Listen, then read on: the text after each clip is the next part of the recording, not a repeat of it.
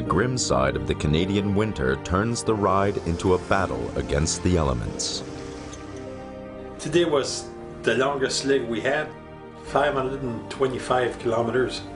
Out of the 525 kilometers, I think maybe 5 kilometers were not covered with some kind of snow or ice.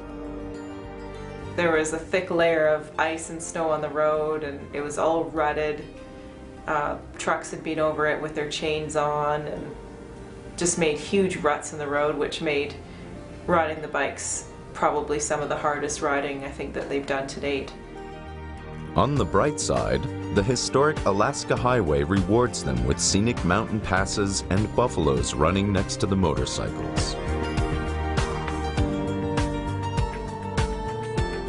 One of the great things about today is we saw a lot of wildlife, and I think it was much needed. I think we've all been waiting to see wildlife, and that was just awesome.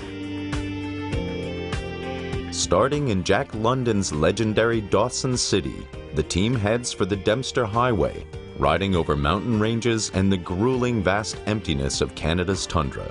Frequent sightings of wildlife perfect the breathtaking scenery of the Yukon Territory. Paul was saying that he had tears in his eyes. It was so incredible, and I kind of feel the same way. You just wanted to stop and look at it every 5 minutes. But the hardest part of the trip is still to come, the second ice road to the far north. We had a lot of wind. We had an obscene amount of wind, you know, sort of at the midway point or a bit before that, and brought the temperature down to minus 47. It was cold, there's no question it was cold. Within 10 kilometers, I already knew, holy crap, this is gonna be cold. I mean, within 10, 15 clicks, I mean, I could feel it in my toes and my fingers. And things got even worse for Paul.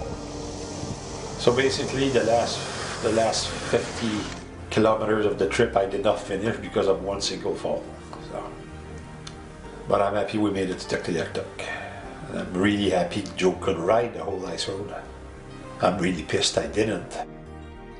Paul's fall on ice, a bitter experience, but also an example how the team pushed their bikes and physical abilities to the limit. But it's been draining. It's been extremely draining on everybody, and I think more so than any one of us probably would have thought. Paul, Joe, and Flora head back to the south. In their minds, the incomparable yet treacherous beauty of the Canadian Arctic and a once-in-a-lifetime experience.